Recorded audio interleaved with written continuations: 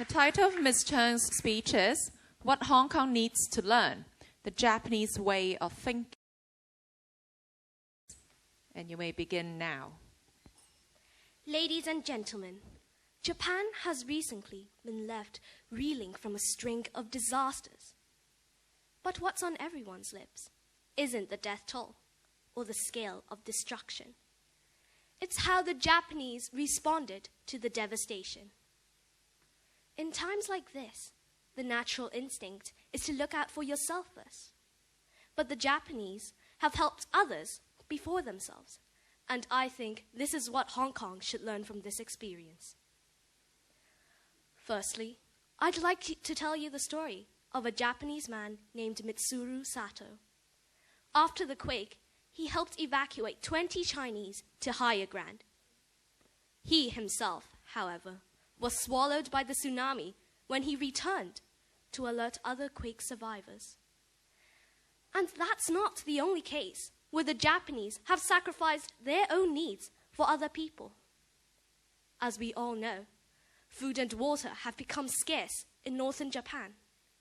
Yet we've continuously heard reports about the Japanese people's generosity, providing food and shelter to strangers and foreigners.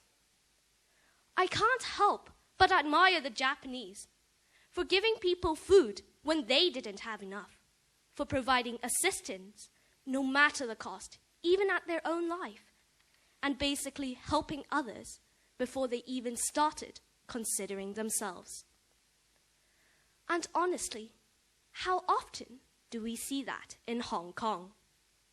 Every day in the MTR stations, as soon as the train doors open, the queues turn into a riot of people, elbowing each other, scrambling just to get onto the train first.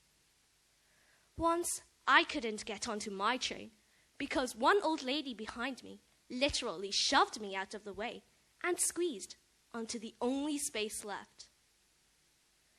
On just a normal day, Hong Kong citizens, they're thinking, me first.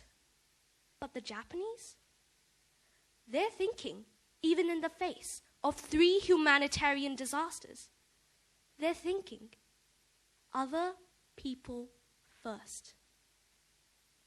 And this way of thinking, putting other people before ourselves, is what I have learned from this experience and what I think Hong Kong should too.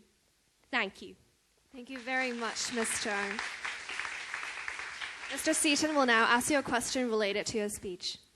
Ms. Cheung, thank you very much for that interesting presentation. You spoke about the need for the importance of putting other people first, of helping others. Recent months, recent years have sadly seen a large number of disasters of one sort or another. There was the Sichuan earthquakes, there was the Yunnan earthquakes, there was the New Zealand earthquake, there was the Japan earthquake. How do you choose which cause to support, which of those disasters to help out with? Thank you for your question. Well, asking me to choose, I actually didn't choose because I chose all of them.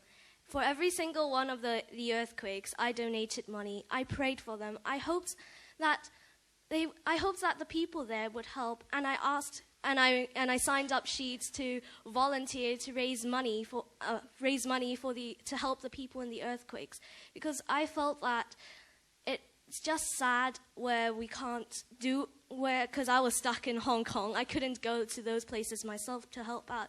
So I did the only thing I could. I gave allowance and put it in the donation boxes for the earthquakes and hoped to God that these donations would help the people there and that it would reach them and give them hope and help for continuing their life and surviving these whole ordeals.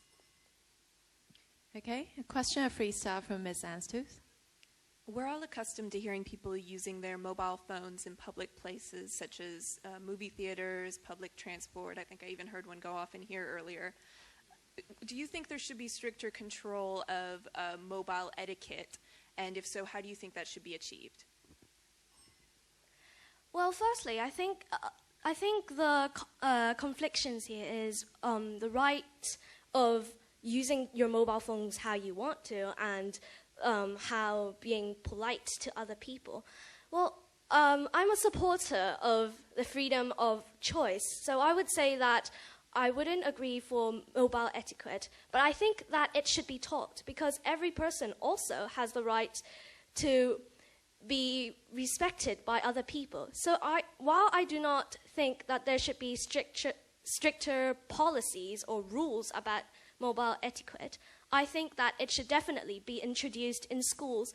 And for example, in talks, schools can introduce how to be polite to other people in situations concerning your mobile phone.